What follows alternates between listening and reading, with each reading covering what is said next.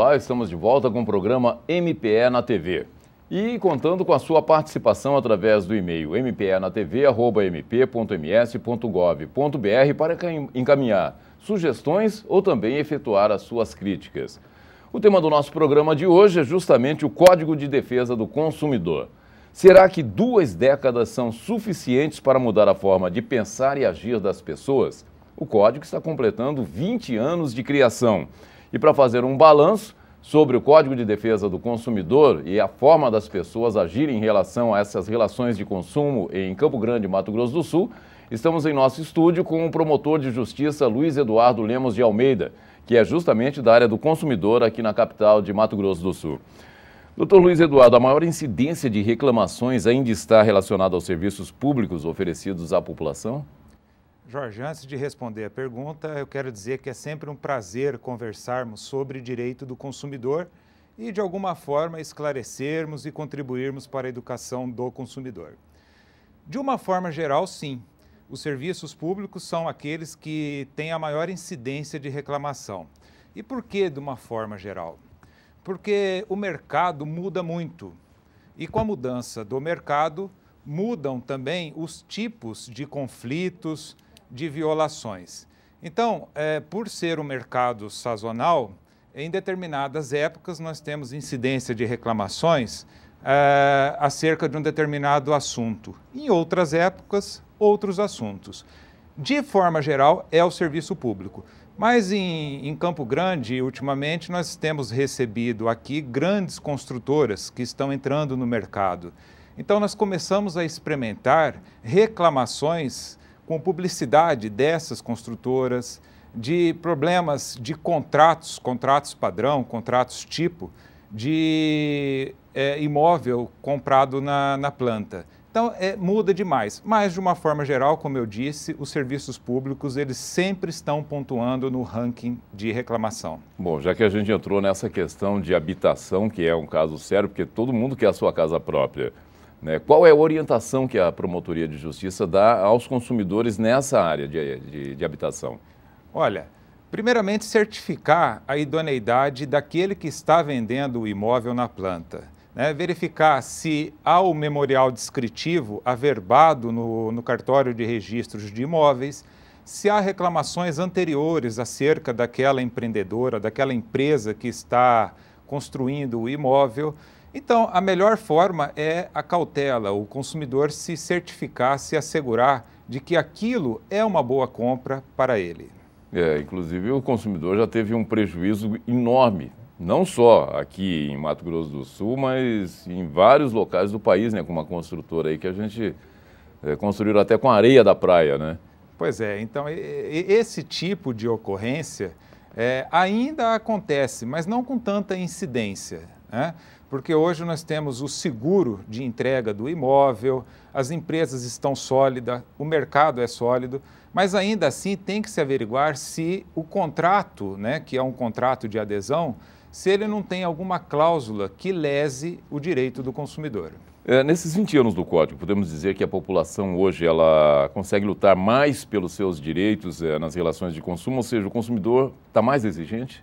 O consumidor está mais exigente, sim, Jorge. Ele busca os seus direitos, mas há uma limitação, né? Para que haja exigência, tem que haver informação. O consumidor ele tem que estar informado, saber sobre os seus direitos, ser consciente daquilo que lhe é assegurado por lei. E para ele ter toda essa informação, para ele ser exigente, ele precisa ser educado. Então, a exigência, a informação passa pela questão da educação do consumidor. A educação de uma forma geral e educação propriamente a respeito do direito consumerista. Quando ele sabe, quando ele tem ciência, ele exige. O código, ele é uma peça, ele é um instrumento para aclarar direitos e ele contribuiu muito para isso, né? Mas ainda falta muita educação, muita informação ao consumidor. Muitas vezes ele é lesado inconscientemente. Ele não sabe que está sendo prejudicado, né? Acredita que está fazendo um bom negócio, uma boa relação de consumo, mas na verdade ele acaba experimentando algum prejuízo, algum tipo de lesão. Bom, já que a gente está falando diretamente para os consumidores, vamos ouvir uma pergunta de um consumidor também. Se o produto que eu comprei não estiver de acordo, a quem eu devo reclamar? O consumidor ele tem hoje uma gama grande de órgãos que o protegem.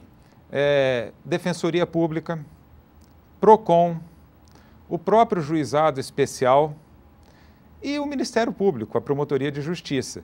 A Promotoria de Justiça apenas em tutela coletiva.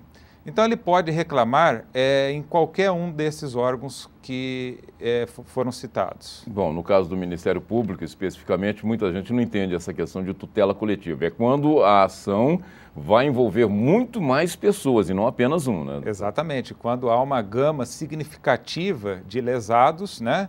E aí se utiliza apenas um processo, uma medida judicial para proteger toda aquela coletividade de consumidores. Então, uma lesão específica, um direito individual puro, nós não tutelamos, nós não agimos, não protegemos, só quando há uma representatividade significativa. Mas normalmente no caso do consumidor é até difícil, né, ser um caso isolado, né? Embora exista, lógico, mas muitas vezes, por exemplo, um anúncio de um produto, né, ele não vai atingir apenas um, talvez um tenha sido lesado, mas ele pode, através da denúncia dele, evitar que outros sejam também lesados. Sim, o exemplo seu é perfeito. A publicidade enganosa, a publicidade abusiva, ela nunca atinge uma única pessoa, e sim uma coletividade, né?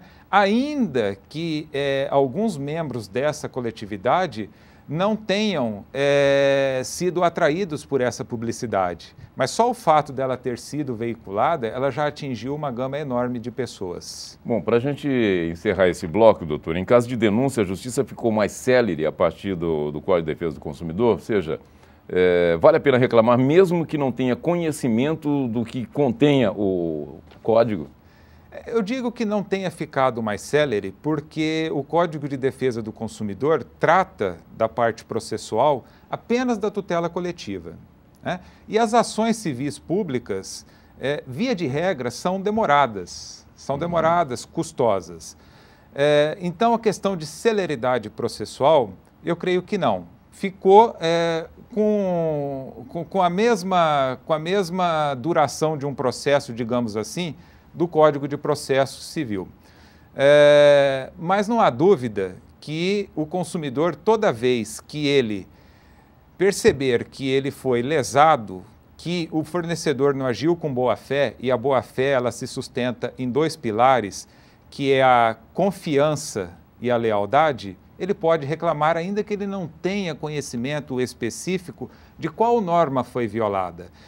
Ele tendo a percepção que o fornecedor não agiu com a boa-fé, que não foi leal e que abusou da confiança do consumidor, ele pode procurar um órgão de proteção, porque o código ele é feito basicamente de princípios, é uma lei principiológica.